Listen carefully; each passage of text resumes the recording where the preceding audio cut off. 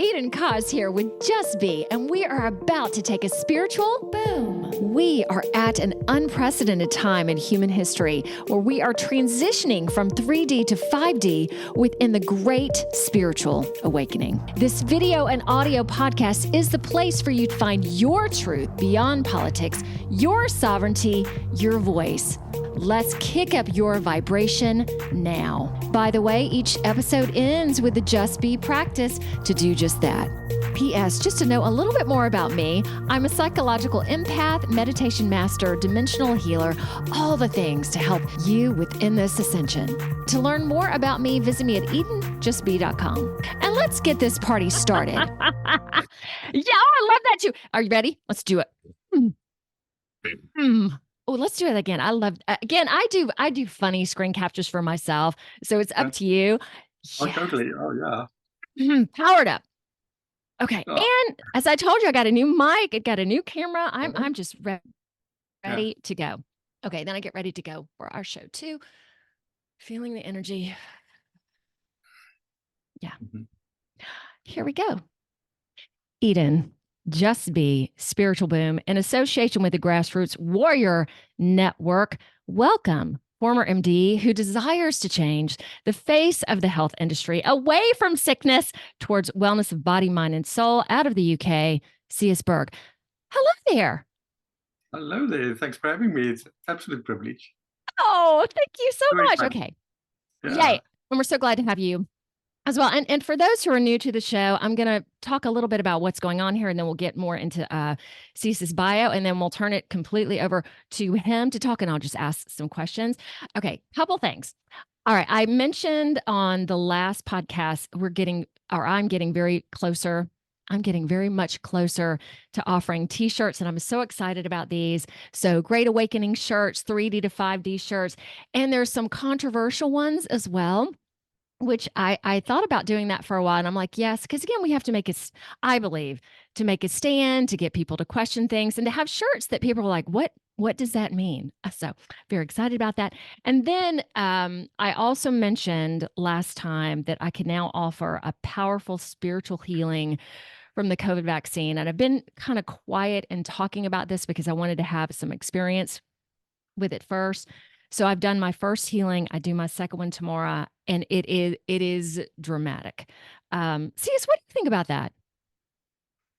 About the healing modality or having gotten the shot? Well, let me tell a little bit more about the healing, and then I'll ask you again. So it's galactical based. Yet, if someone isn't comfortable with it being galactical based, it is all about God and Jesus. And I believe that the shot basically was evil. So it enhances, or it recreates your connection to God, because I feel like a lot has been lost through that. And when I was with my first client, it has to be done face to face. So it's an hour. And if there's a heart injury, there need to be 2 sessions. When I placed my hand on her heart, I'm going to close my eyes for a minute. The whole room filled with darkness and demons. I mean, I just sat there and just watched. And again, knowing that I believe the vaccine is not so great, but then experiencing that and seeing that firsthand, and then it completely clearing. So in this healing, your cells detox in 10 days. So it's just, now I can sit here and go, it's amazing. I feel so privileged to be able to offer this. And then we'll see what happens tomorrow with my client as well. So the woman that I had the first time, very Catholic based as well. So we really went to God and Jesus. My next client is more open to more. So I'll talk a little bit more about that. All right. What do you think about that, Sias? Yeah. Just in general. In general, you basically just described the basic basis of healing, because it's a frequency and an energy and a transfer of spirit and being. So it almost, to me, I like keeping it simple. It almost doesn't really matter what modality you're using and what you're calling it. As healers, which is kind of a misnomer to me, we can catalyze healing, but the frequency we present and the belief we present and the being we are raises that person's energy level to adopt the same higher serving frequency that constitutes healing. which is basically just becoming more congruent with who you are, with who you be, as a Yeah. healthy, happy, connected, godly, divine, powerful being. That's it. It's really that simple. And so it's exactly what you described. Now, this is the basis of what I do and what I believe and what I teach. I also come from a very conservative kind of Christian background, and so it makes a lot of sense. And I don't like chucking things out if I don't understand it or if it's done serving me. So every chapter is important. You can't just because this is your favorite chapter forget the other chapters. They were there for a reason. It all built up to where you are right now. And we talked a little bit about that yesterday. You and I met for just a few moments. So I shall go straight into your bio. That was beautiful the way you described that. Okay, so to say some of what you said. So Sias Berg was South African born in 1971, and it's so neat. A couple weeks ago, had Carrie Kay on the show, who's from South Africa. So you are my second person from there. Came from a very conservative white Christian background, married at the young age of 20. You qualified as a medical doctor in 1996 and moved your family to Canada in 2005 due to pharma law changes. We'll talk some about that. When did you move to the UK? How long ago? Visiting and did a bit of a sabbatical. So yeah, I'm sort of on the way back, but I haven't been in Canada for the last year and a half about. So it's kind of just a circle, finishing. I'm on my way back for a Oh, work trip. gosh. Yeah, Okay. yeah. Canada's interesting right now. Okay, so interesting trainings as well. You were trained as an acupuncturist in 2008, obtained a fellowship in integrative and functional medicine in 2012, left allopathic medicine in 2017. So also trained in neuro-linguistic programming, EFT, which is also known as tapping or psychological acupressure. I took a class in that. Several of my clients use it as well. It's awesome. Yeah. You accessing the consciousness, the magnetic mind, passionate about emotion behind disease, and to help people live the life they love. Don't forget about your coaching and your podcast, Be Us and See Us. And that's brand new. I just listened to episode number 2. I just thought that it's been on my mind for so long, and it was just time to get rid of the negative karma and jump in and do it. And it's such a been have this totally fabulous so far, even if it needs grassroots. Okay, well, we'll promote it here too. All right, can you start out by telling us how you became aware of the Great Awakening, the Matrix? What started that for you? Yeah. I think it's the typical story. You always hear people feel that they don't belong and that they are odd out and that they feel things more than others, and you kind of start masking because it's just not acceptable. So that's the typical history. I'm not sure if my 3 other siblings will agree, but I do feel I was the black sheep, that had to be reined in and told to not get sass my mom and that kind of thing, and which is again just that those symptoms of being empathic and just not fitting in and conforming to what the world is saying. Mm-hmm. So even though my dad's a doctor, mom's a nurse, so I had that medical background.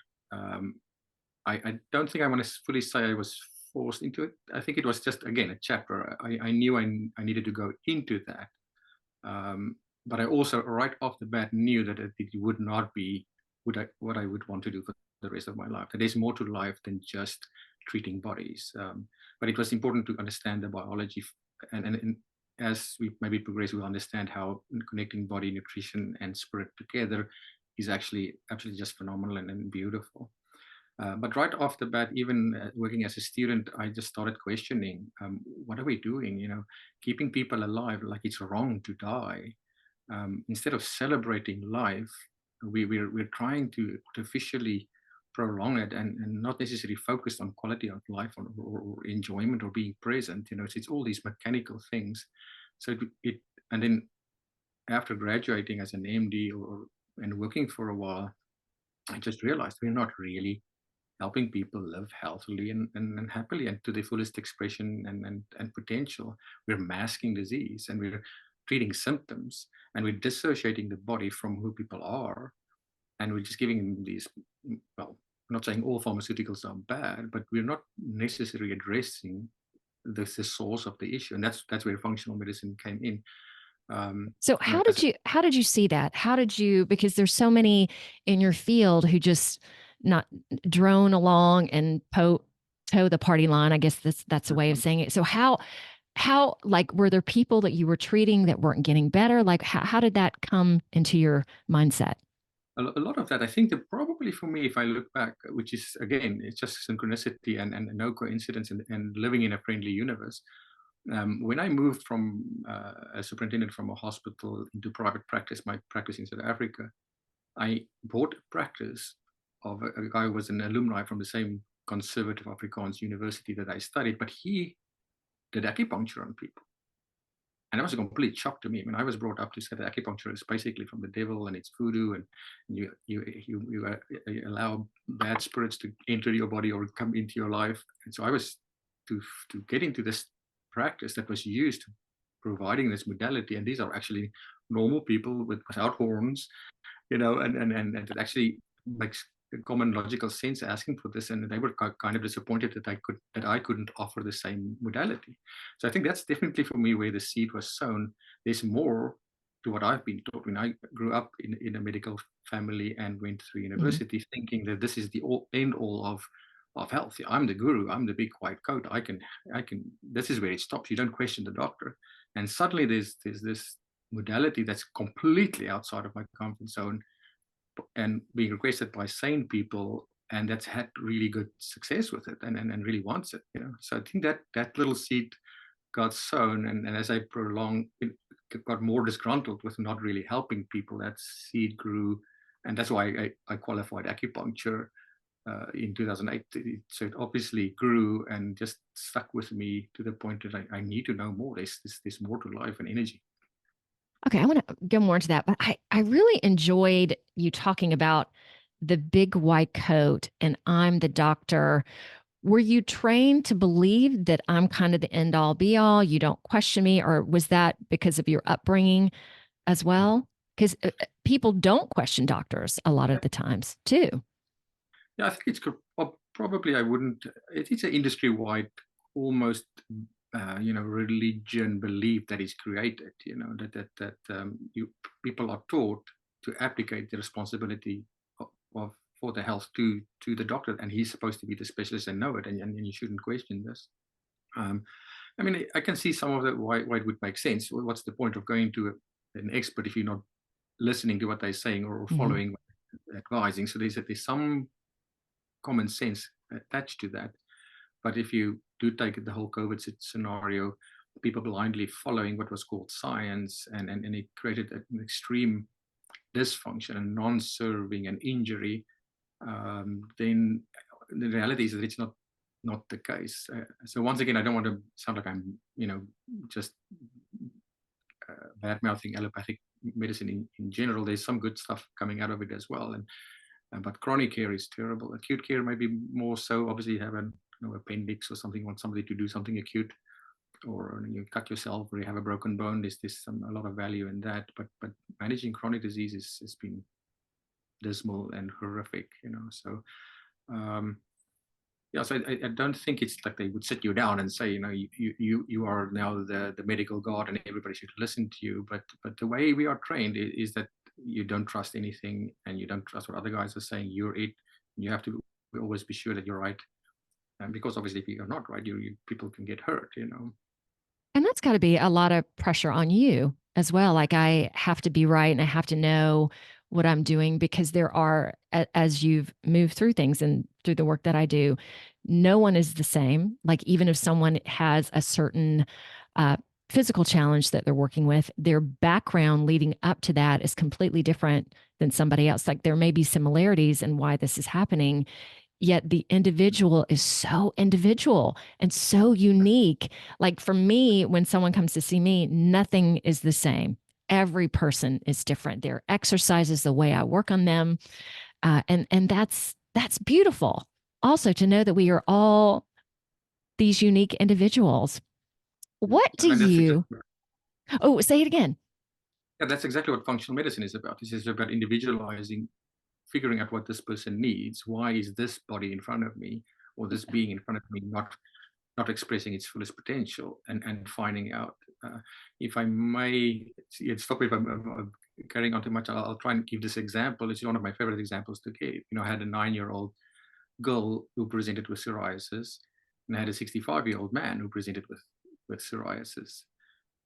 Same diagnosis, same criteria, and they wanted to treat it the same way. Neither of them got better because they were all being, you had this premise that it's a genetic thing and that you can't fix it and you're going to have to live with this for the rest of your life.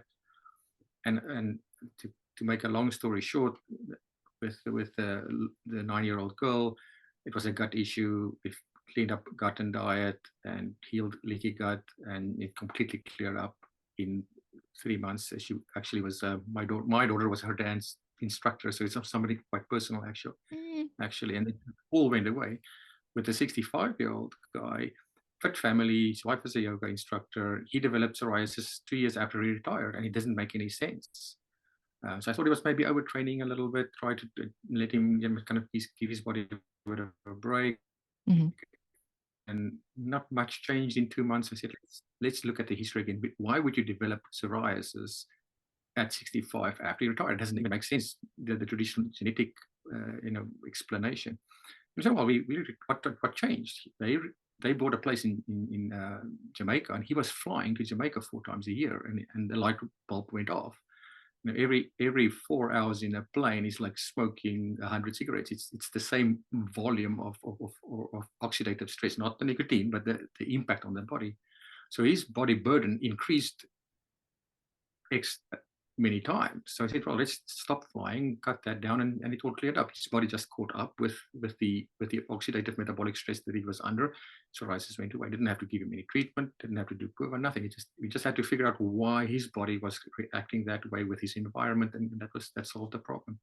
So you cannot say it's psoriasis, it's the same thing, we're going to treat everybody the same way.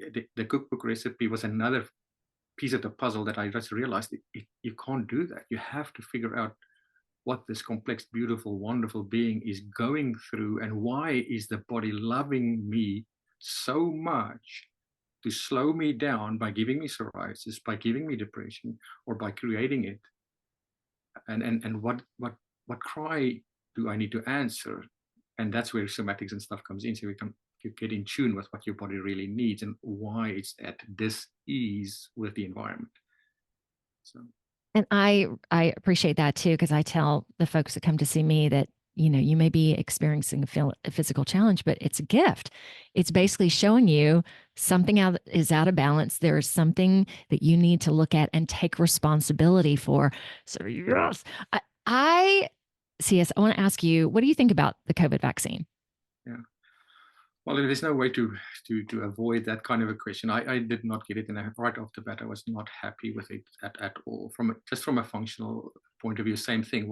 How can we give a body foreign substance to everybody and assuming it's going to do the same thing? Apart from data not being available, new technology. So yeah, there was a lot of red flags for me that I just said, no, I'm going to wait this out at least and see for sure. I'm not afraid to say that now. I'm not at the moment actively working in the allopathic field, so my point of view is my point of view. I've been against most vaccines most of my life anyway. I think there's better ways I'd rather make the body healthy than to try and give it a crutch and force it to do what it's supposed to do. It generally doesn't work well. So thank you.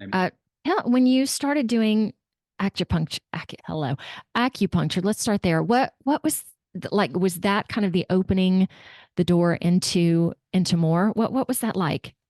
Yeah, that was definitely, again, typical conservative. I did more of a course which we call anatomical acupuncture. So it's kind of medical doctors teaching medical doctors to be to practice acupuncture. It's not completely traditional Chinese medicine, but you can't be involved in that and not start understanding that it can literally, pun intended, connecting the dots. There's an energy line running from the toe to the top of your head, and this, it's all one body. And if I treat the foot, the brain gets better. And if I manipulate the hand, the liver feels better or gets better. Or so you cannot do that and not be exposed to the fact that there's energy, frequency, vibration, electricity. It had to catalyze that kind of understanding, and then seeing the results. People who, and I'm speaking 70, 80-year-old people who couldn't move, that couldn't function, they were just miserable, and just absolutely getting better. And I was sometimes literally gobsmacked and a surprise. That's what I'm trying to do, but the body just takes over. And Wow. it was super humbling, and definitely destroyed the white coat guru thing for me completely. That it's just so humble to see how intricate and magnificent the body is. And at best, I can just, if I can just do that, find that one thing that's going to catalyze that process. Seeing it happen is one of the most beautiful things ever. I'm completely addicted. Oh my, so when they couldn't walk and then suddenly after maybe just a couple of treatments, or I'm assuming even in one, there was more motor function. What were your patients like? Were they just like, oh my gosh, were they astounded? That's exactly where my that practice completely exploded with Oh, acupuncture. I treated this one client, and his friends, he was so miserable, people didn't want to visit with him anymore. He was in so much pain, he couldn't oh, take a shower almost. And when he literally within 3 treatments, I think if I gave him 6 treatments in total, that it I don't think I even gave him that many. And so his friends came to me and said, "What did you do? Whatever you did for Johnny, I want that too." So it completely exploded with by word of mouth. I didn't even have to advertise anything. um, and I think he just stopped coming because he was happy and he was back to functioning. right. And the last time I saw him, I think it was like 6 months later, he came walking up the street to a garage sale that Oh, I was having in my street. He couldn't walk from the car to the practice. And here he's doing garage sale hopping in the summer, walking. And it's like, you can't beat that kind of response. And you cannot not ask, obviously, without drugs, without, you know. So yeah, you have to oh. ask questions, and it's beautiful to see that kind of a thing. Yeah, for sure. Okay, so tell me about your again transition from there. I know you did integrative medicine as well, and then you left allopathic medicine in 2017 and went into neurolinguistic programming and EFT. Okay, tell more about your evolution in that. Yeah, yeah. Well, I think obviously functional medicine was a big part of that. So again, I was still clinging on to the evidence based and the scientific a little bit. So a lot of the functional training was still done by MDs that at least could prove and that there was evidence for what they were doing. But it broadened the base, and then it created um, that base for individualizing and dealing with individuals, and not just having the cookbook recipe. Sorry. Mhm. Um, and then I think another factor for me was two things, which I'm not sure if it's in the bio there, but access consciousness is a movement that really opened my eyes. Yeah, Um, talk about that for a second. uh, And again, however you want to do this is totally cool with me. that was almost the natural next evolution. So access consciousness was a movement that was founded by Gary Douglas and Dane Heer. Dane Heer is a chiropractor. I'm not completely sure about Gary Douglas's great credentials, but they've been going for quite a while, and they started focusing on, or it pointed my evolution in the direction of ontology or being, the alchemy of being, and changed the world being you. And that book was probably one of the most significant books I've ever read, which is a title by Dr. Dane Heer. Mhm. Uh, and the book's name is literally Change the World Being You. And it just completely solidified to me the idea that the only way you express fully is through authenticity, no matter what. Um, there is no other way. You cannot mask shame, guilt, or fake your way to expression. That just doesn't work. So for me, that was a big thing. And on top of that, maybe the next book was Lisa Bourbeau's book on your body is telling you to love itself. Your body is telling you Oh, to love what a yourself. I'm great not sure title. Yeah, I'm not sure if you're familiar with the book, where she pretty much, and Bruce Lipton says the same thing, 98% of disease is emotional. So there's, for every manifestation, there's this emotion energy behind it. Psyche is very similar kind of, Mhm. and German new medicine, very similar kind of thing. So those two books I think have been critical for me in making that leap or that evolution to start focusing more on frequency, vibration, energy, emotion, and what is nowadays called, again, I'm just dabbling into it, but integration of shadow or Mhm. understanding the dark side or being okay with that, or the yin yang of all of that, which is more part of acupuncture.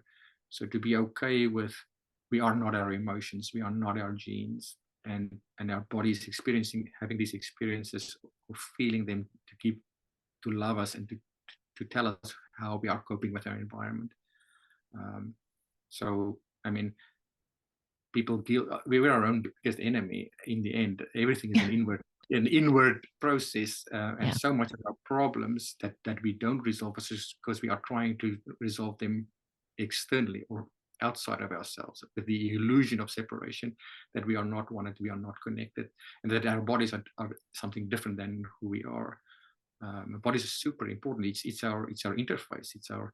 It's our see, the sooner we learn to sit with it and allow it and feel it and deal with the more connected we get, and the more we are able to express and allow those so-called negative things. I mean, it's Shakespeare that said nothing is it's only our thinking that makes it. Nothing is good or bad, only or evil. It's just our thinking that makes it so true, depending on the perspective. Or if we start owning those negative emotions and they get stuck, and it's because we're trying to get rid of them externally, and then we get into so much trouble. And where addiction is such a big part of that is to externally mask or medicate or escape the inward feeling of dis-ease or unpeace or guilt or shame, or I'm not good enough, all those ego agendas. I'm not good enough, I have to be perfect, I can't Mhm. help, I'm afraid of conflict. If I'm true to myself, people will reject me. Rejection sensitivity, all those things uh, cannot be dealt with by masking it externally. Sex, alcohol, drugs, many those are the typical things. Food, and chasing adrenaline. These are all things that naturally it started making sense to me going through that process. So, how have you personally worked on becoming your authentic self? What have Yeah. you done? Yeah. See, that's probably with the closest catalyst, the final catalyst for me where I'm at right now. So after 23 years of a marriage and literally almost 2 decades of a career, I was completely miserable, even with the acupuncture, because I'm speaking now 2012-ish, got divorced in 2013-ish. So that time I was completely miserable. I couldn't understand it. I was really good at what I did, but I had good results. Mhm. But again, I was doing these things from an external validation point. I knew I had all this knowledge and I was applying it and I was having results. But it defined who I was. It created the identity that I am what I do. It's not that I am who I be. That's not who I was born to be. I'm not functioning from authenticity. I'm I'm working really hard to be the best dad, the best father, the best husband, the best colleague, the best doctor, the best son, the best brother. And I was literally exhausted from doing it because it wasn't coming from flow. I was forcing all of this because I knew, and maybe from a bit of a Christian background, you have all these, and I'm thankful for morals instilled into me, but doing the right thing just because it's the right thing to do is not good enough. I mean, it's still better than doing bad things or wrong things, but if Got it's it. not coming from who you are or who you Mhm. be, it's just not sustainable. You're spinning plates and you're going to run out of energy at some point, and that's exactly what happened to me. I Well, so just everything kind of crashed down. Is that a good way to say? Or you really just went, whoa, something's not working here. So, i- i- did you decide to change it, or did it just kind of happen? yeah, I think again a big part probably because I probably knew in um, probably 8-10 years into the medical practice that I can't be doing this ongoing. But now you have a family, you have your kids, and you're accustomed to lifestyle, and now you're in the rat race and you can't get out. So I paid the price for that, um, and I will. So what happened literally is for me, and I'm absolutely open to talk about this. My external drug of choice or escape literally became sex. I that was my thing. I needed to get this, and fell into that medication escapism, and it did cost me dearly in that sense, because in the end I lost a license because of malpractice or professional misconduct. And the marriage was it was a big part of the marriage as well. Eventually went bankrupt as well, because obviously I lost all that income, career status, which going through it again was just universe, because I wasn't heeding to those warning signs and allowed it to escalate and continued looking for external medication. It basically completely imploded. So I had to go back to the drawing board and say, who am I if I am not the doctor, if I'm not the dad, if I don't have money, or I don't have a career, or I'm not doing what I'm told that I should be doing? Who are you, and where do you want to go, and who are you really without those things? So, and what would I do if I could start all over and do this? And that's led me to that kind of a niche where we are today, Yes. catalyzing the greatest expression, no matter what, even if it's whatever you're designed to do or be with it. I'm not super musical, but if that's your thing, go and do it. And if that's your greatest expression, don't hold back because mom and dad or some teacher told you can't sing, or you can't paint, or you can't draw, or you can't write, or that's for me, that was that negative karma. If you're not doing what you're supposed to be doing, that's the collection of negative karma.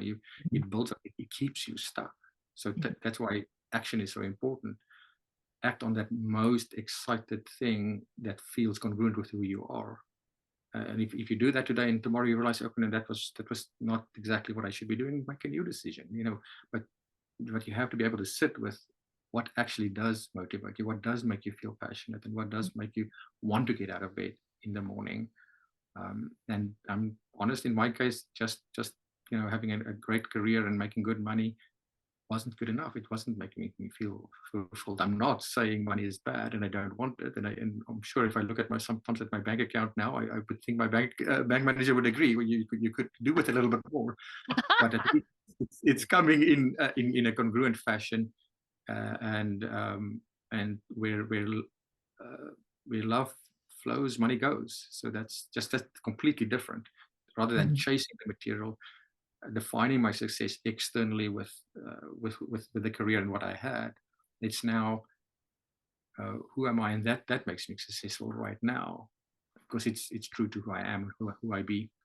Right. Okay. So all the labels, from what I understand, and thank you so much for sharing this, because I know a lot of people have been through similar situations. Yours was very public. Yeah. Like everybody knew that you were being challenged, that you were being, was it disbarred, or how, okay. Is that the approach? No, that's lawyer. It's more, well, it's just a revoking of a license. Yeah. So Revoking of a license.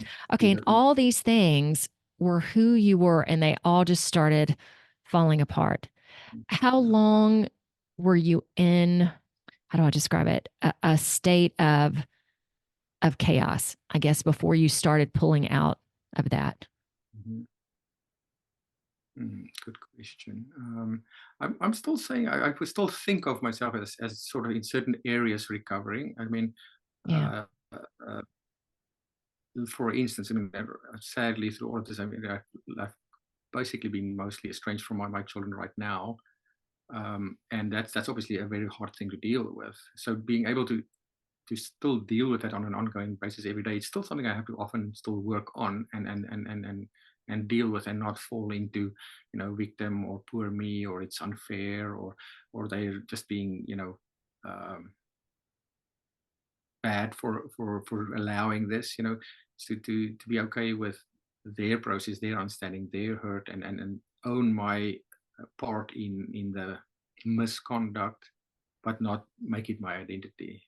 So I think to a degree it's still, for me, it's sometimes still ongoing. But yeah, there was probably a good few years. It kind of happened a little bit backwards, because a lot of those things happened. I was kind of out of it, and then it came to the college part. So So a lot of the things that I lost the license for happened, say, 2012 to that time, but the license only got revoked to 2018. I actually did not renew my license in 2017 because I was done. I was planning this for the last 3 years. And so Oh, I would say if that was the 3 years from realizing that last years from about 2015 to 17, 18 was the time that I was kind of more in limbo. What do I really want to do? Do I actually want to continue with this? And I reached the point where I said, okay, I'm going to bite the bullet and do what I should have done 5, 6, 7, 8 years ago, leave allopathic medicine and trust universe that we're going to go forward. yeah. And did that get met with some resistance? Because suddenly this all blew up, and whatever I was going to try and do without a license got completely blown out of the water. Because now I'm portrayed as either a predator or somebody, well, at least somebody without boundaries. I just want to categorically say that nothing was criminal or non-consensual. It was misconduct is misconduct. So, and I'm no way looking for sympathy or trying to justify it. I was a person that didn't love myself enough and didn't have the boundaries to love myself, and that's why I hurt so many people, clients, my family, obviously wife, friends, colleagues. That it had a huge impact, and it took a while for me to understand that, because it would be normal to go into victim. I'm not this person. How can they do this? Mm-hmm. How could they completely blow it out of proportion in the media so much?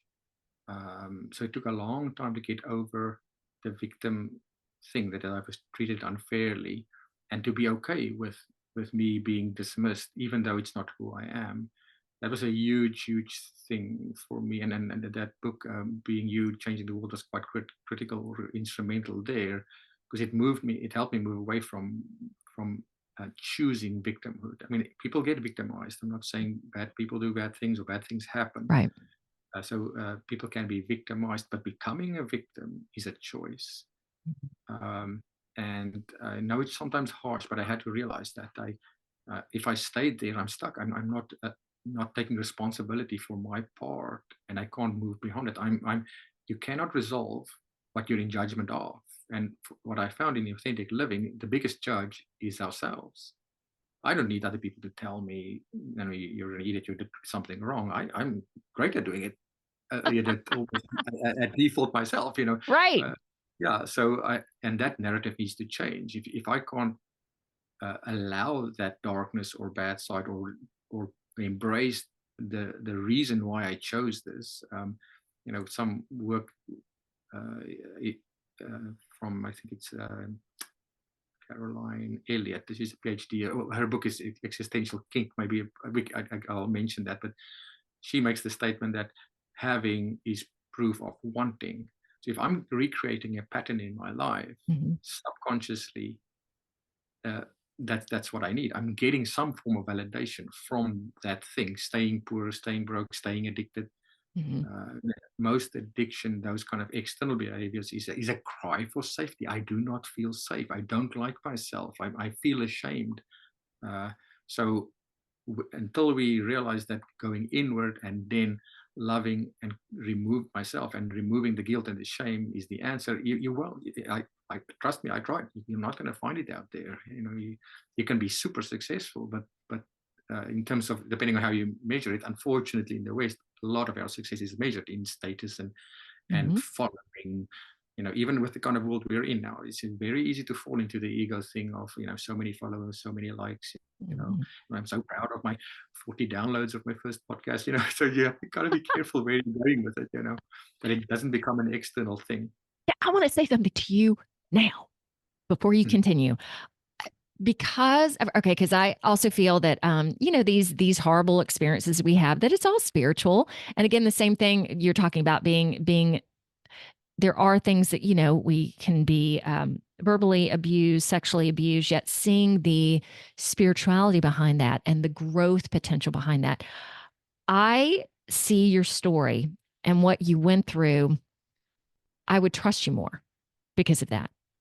Mhm. So I really, how do I say this? It takes a very strong person to even just talk about that and to put it all out there and to basically go, hey, I'm living an authentic life. This is what happened. Because I went through a situation similar to yours where I was called into question. I was on a board, and suddenly, within a moment's time, Eden, you did this wrong. And this was a very spiritual community as well. So that also it made me look at so many things within my life. Also, am I bad? What did I do? And one of the main things that came from that too was not okay. Let me see how to say this. That just because a group says they're a spiritual community, that does not mean that they're spiritual. So that's also in many other communities that I've been in allowed me, as I continued to see more, to trust myself more. Um, and it was interesting for me. I'll have to add this too. I was reading this book by Elizabeth Lesser called Broken Open at the time, and I was just reading it and I really liked it. It was good. And then suddenly, while I'm reading this book, I'm suddenly broken open. So I was, I think, like halfway through, and suddenly I was like, oh my gosh, I need to read this more in depth. And when you are broken open, it just is this. I've had probably two or three experiences with this now, and also with the COVID happening. That was my big, seeing the world and always being spiritual, but then suddenly seeing, oh my gosh, the world is not what we think it is at all. And, being seen as a conspiracy theorist, and so many people not liking me anymore. Like that was a big, that was a big moment. Yet Mhm. it's so fun to talk to you because I love it now. I see so many things clearly, and it is about being this authentic person. And I love being that. And not that I see myself as perfect. I'm very fallible, and there are times when I need to just go, and lighten up. Okay, I'm just talking. Yeah. Yet it's so hard, yet the end result is so amazing. Would Mhm. you agree with that? What would you say? Again, thank you so Absolutely. much. Yeah, absolutely, absolutely. I mean, I always say, um, you know, as addicted as I was to whatever that was, in my case, say sex, I became addicted to who I am, to authenticity. So So, lovely. and again, you had that external thing that never satisfied. It always ended in more shame and more guilt and a repeating pattern and keeping stuck. Yeah. Completely turn around. Now, I'm I I refuse to deal with anything that reduces who I am, or Yes. takes away my peace of mind. I won't tolerate that. I can only love, care, and be safe for others to the extent that I give that to myself. So from when you look for external validation, or even the good things, being the good dad or the good, you are giving out more than you're putting into yourself, and that's why we implode. That's why I imploded. That's why Mhm. I burned out, because I was giving from an empty cup. The whole oxygen on your mask on yourself before you help somebody else in the plane. The whole that everybody always says. So, and that's what I had to learn, that the Buddha says all suffering is clinging or expectation. So, and for me, being kind of an anxious people pleaser, self abandoner, um, to change that around to self-actualization and loving myself, you know, I had to get to the point. Now I'm at the point where when I'm disappointed in something or in people, or I'm not getting what I want, my first default is, how can you give that to yourself? That what you thought you needed or wanted from a job, from a person, from a partner, from a daughter, from a boss, or a friend, and now you're Mm. feeling let down. That's an indication for me. I was looking for external validation. Those things are great, and I love, and I have deep friendships and deep connections, but it's coming from a place of loving myself first and the other person too, so that we are not taxing each other. We are not. We're catalyzing growth and authenticity, and you're okay with being vulnerable, because you know that's the only way we change. That's the only way we grow. It's the only way we can. If I trust people to reflect who I am, and I get triggered, so instead of becoming defensive about the trigger, I can sit back and say, okay, this person cares and loves me enough to show me where I'm at default, or where I'm still haven't unlearned, or yet let go of the things that are not authentically me. And we all have that. And we all want those things to go away. But that's the challenge. How do we get that? And that's where interacting with people. becomes a teacher. That's how many people, that I firmly believe, everybody is my teacher. I can learn from everybody, Oh, I love and that too. especially the people I don't like, and especially Yes. the people that piss me off or make me angry. There's something there that's not at Right. peace with who I am. Yep. Just the beautiful little triggers. Dude, we could talk so much about also what you do, yet I think this is really great to really get a chance to see you the person, because that's so important. If anyone's gonna seek healing from you, like the same thing, I have to be healed. I have to be able to walk the walk and talk the talk. And if I can't do that, I'm not the person.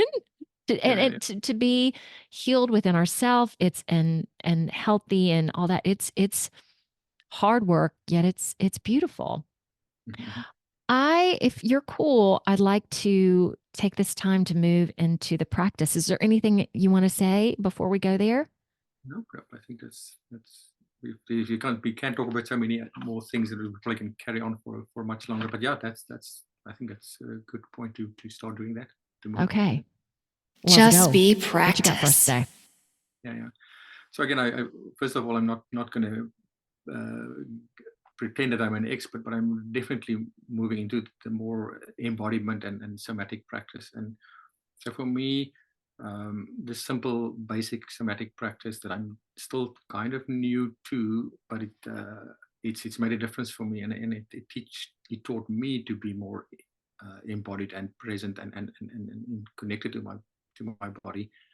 And I'd love to share that. It's just a simple, basic somatic practice where whatever we're dealing with, we become aware of it and we can deal with it and maybe even change it and show where we don't, just like we're not captive of our genes, we're not captive of our emotions. We are not our emotions, but by repressing it, we actually get stuck. So instead of repressing it, feel it, sit with it, allow it, and then maybe even be able to change that. And even if you do that every day, a little bit here and there, it's in that moment you're able to release so-called negative emotions or feelings, anxiety, fear, even whatever discomfort your body is dealing with. So the body presents with some symptoms, and we perceive them necessarily as negative.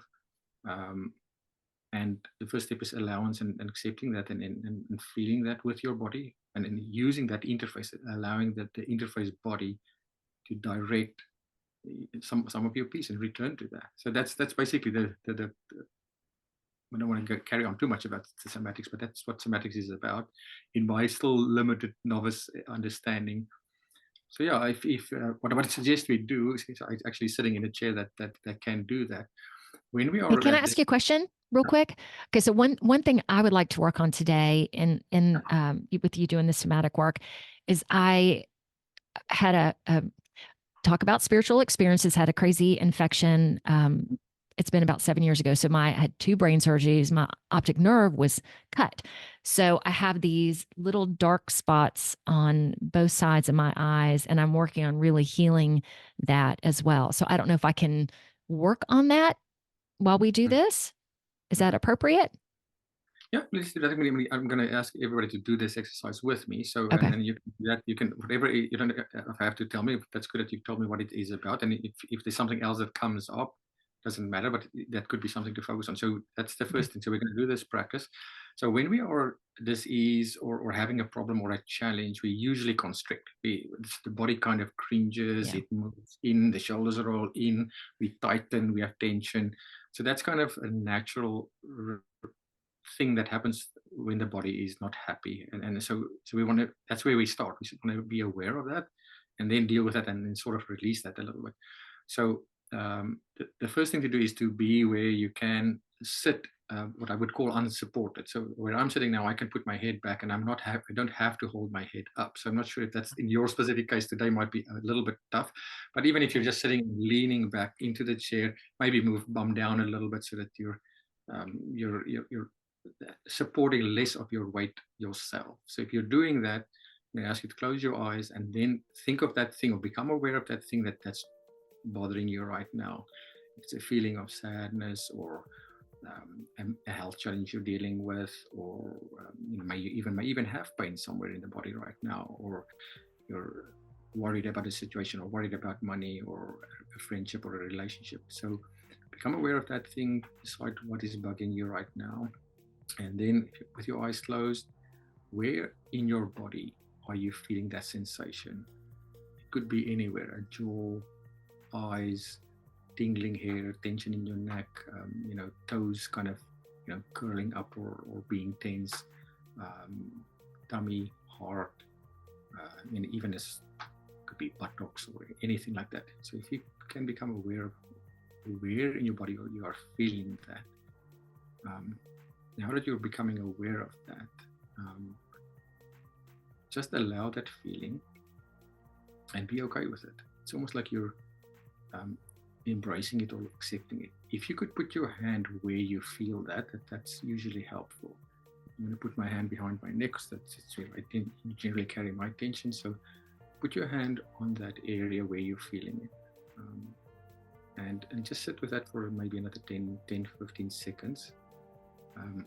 How does it feel now that you're actually acknowledging that your body is feeling this or experiencing this?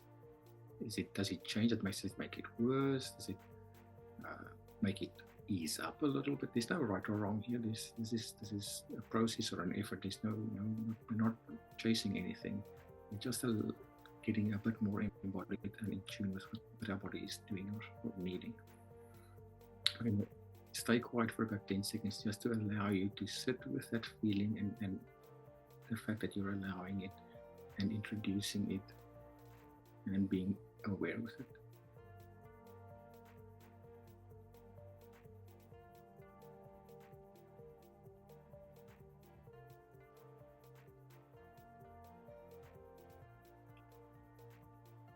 Now I'm going to ask you to open your eyes and start looking around the room. It's like if you're seeing the room for the first time. Just look around gently, move your neck, roll your eyes, look at the ceiling in front of you, wherever you are. Try and locate something that is pleasant, that you love. A pretty picture, a nice plant, the way the sunlight is coming through the window. Just becoming aware of something that is pleasant or pleasing or likable or loving, whatever it is. The music, the smell of your meal cooking, whatever somatic feeling sensation you can have that's now a pleasant thing. You can find that and focus on that. Emotional. Yeah, that's good. Sit with it and allow it. There's absolutely no right and wrong. We're not trying to be perfect. We're just trying to tune into what our bodies are doing and how our bodies are telling us what's in our environment. Now, where in your body are you feeling that feeling of niceness, calm, or present, or pretty, or beautiful? Try and, if you have to close your eyes again, you're welcome to do so. Where are you feeling, remembering that thing? Where are you feeling that now?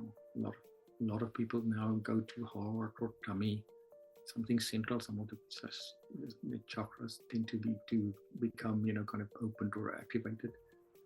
So if you can put your hand on that area, the other hand, that would be lovely. Maybe here I just wanted to say, very important here is to realize suddenly that you're sitting with a negative sensation, say in my case, in my neck. I am not that tension. It's just one area of my body that's feeling tension. Just like I'm now, when I open my eyes, look at the pretty picture and feel the beautiful picture in my tummy, not everything is it doesn't automatically take my neck issue away, but I realize that I am not that negative thing. I'm not in totality the positive thing even, but some parts of me are feeling it in different places.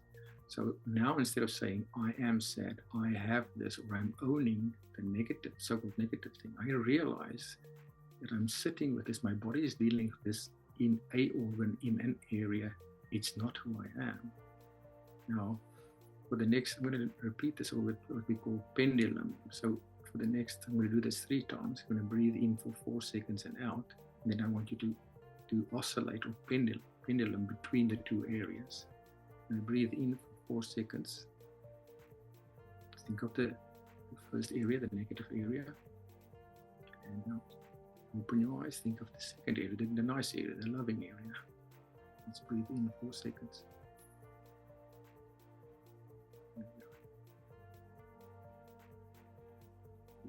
So let's go back to my neck, area.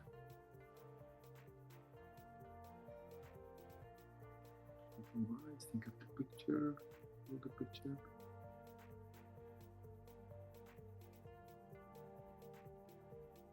4 seconds in, the neck again. So it's pendulum a few times. You see how the body becomes aware of emotion and environment, and you can feel it in different places. There's no right or wrong, it's just a process to become more embodied, to understand how your interface works and allowing it. It's not wrong if things feel worse or bad, it's just a change. Most people do feel relaxing, or it's a release to understand that I am not everything I feel, that my whole body is not part of it, and if I can identify this, I could actually change some of the emotion and become empowered. So, not to interrupt you, but just to clarify, when you breathe in, connecting to the, I guess, the negative area, and breathing out to the positive area. Mm-hmm. Okay. Yeah. Again, there's no right or wrong. You can do more seconds, or in and out in one. So it's a situation just of slowing things down and becoming aware, and then allowing with that, and feeling with your body, sitting with it. Another little trick, sometimes if you're having trouble finding the positive spot, just take a pillow and put the pillow on your tummy and hug the pillow. I know it sounds a little bit corny, but if you have a pillow to try and get the pendulum going, most people find comfort in hugging a pillow. Their vital organs feel protected, and their body becomes more relaxed, and you're releasing that constriction. And that's the feeling you want to experience. It's just release the constriction and feel into that, and now allow yourself to sort of be a little bit empowered, embodied, that I understand my body more. I know it can feel these things. There's no right or wrong in feeling them. I'm not bypassing or denying that. I'm embracing it, I'm allowing it, I'm feeling it, I'm acknowledging that. I'm thanking my body for loving me by bringing my attention to this. And then I'm also taking that very, very next step, just to choose something that's more relaxing, that's more soothing, that puts me in that state of allowance and being and interacting and being connected with my body. I'm going to give you about 20 seconds to sit with how you feel right now. Where do you feel what you're feeling right now? Again, no right or wrong. It's going to give you about 20 seconds to sit with that and enjoy that. And do this 10 times a day. We're present right now. We're not fixing anything necessarily long term, but we're changing our state of mind. You can get rid of that, severe depression feeling for now. You can avoid a panic attack for now. And even if that might not be necessary to complete goal, you're becoming somewhat more in control of how you and your body as a whole being is interacting with your environment. I'm just looking out to give you that 20 seconds to just sit with what you're feeling now. Whether you remember the initial feeling or not, it's not so important.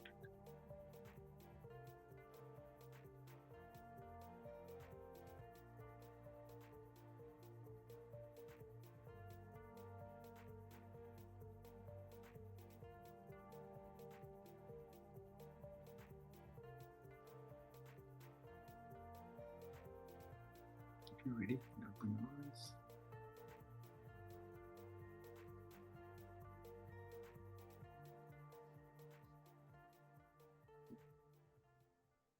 Hey, shall we talk?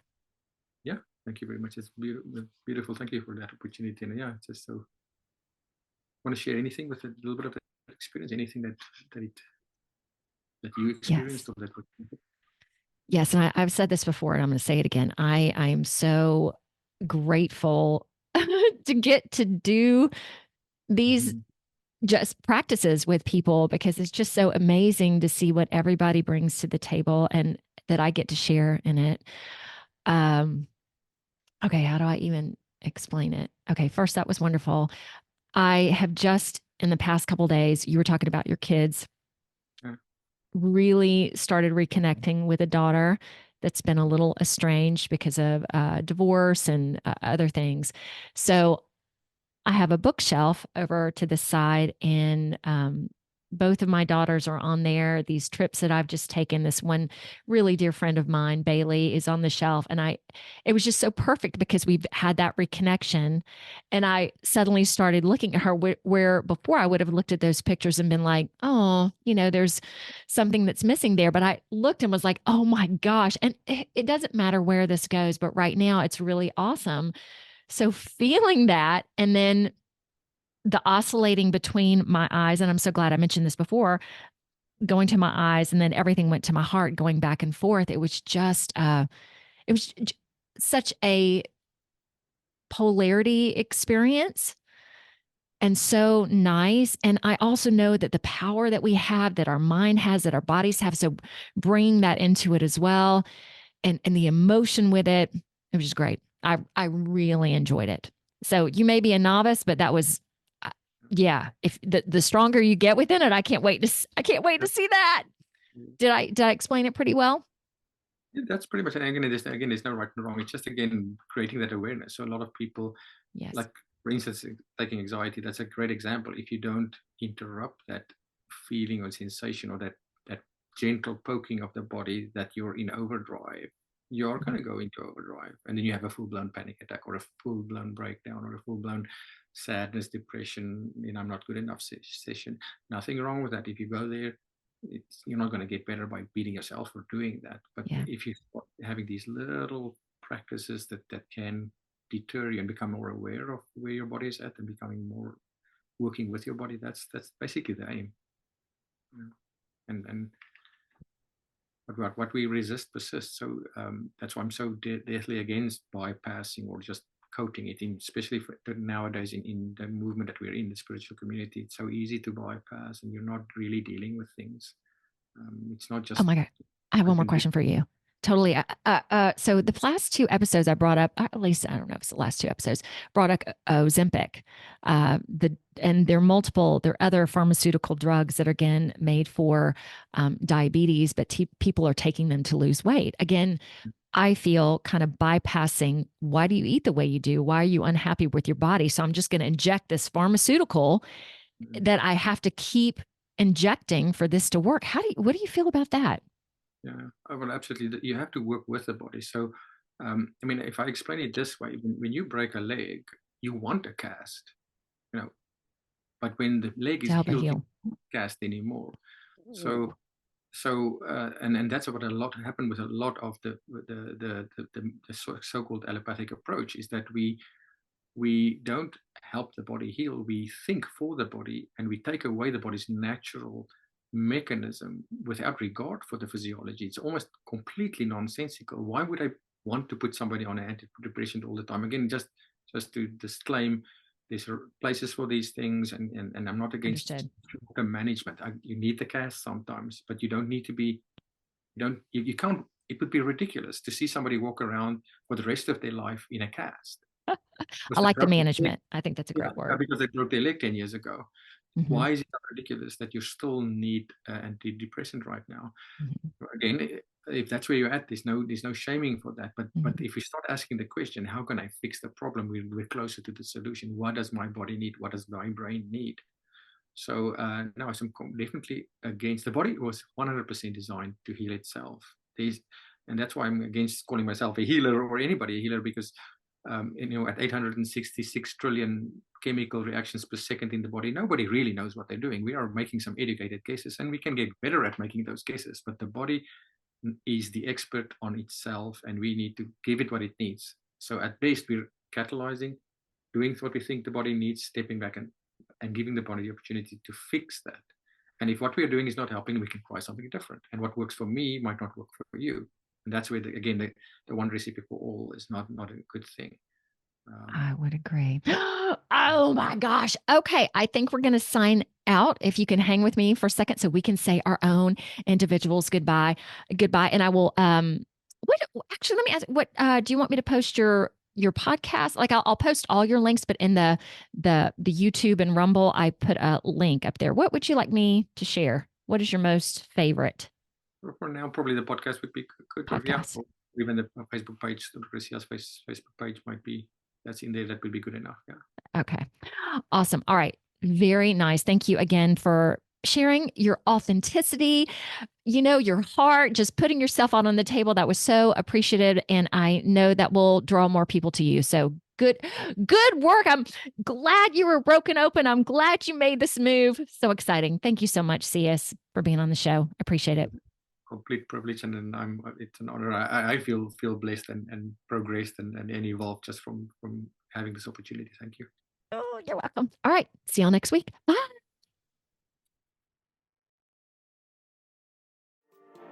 Y'all, find me on Facebook, Instagram, LinkedIn, Truth Social, as well as Rumble, BitChute, YouTube, plus a plethora of other audio directories like Apple Podcasts and Spotify. So like, subscribe, do it all. See ya.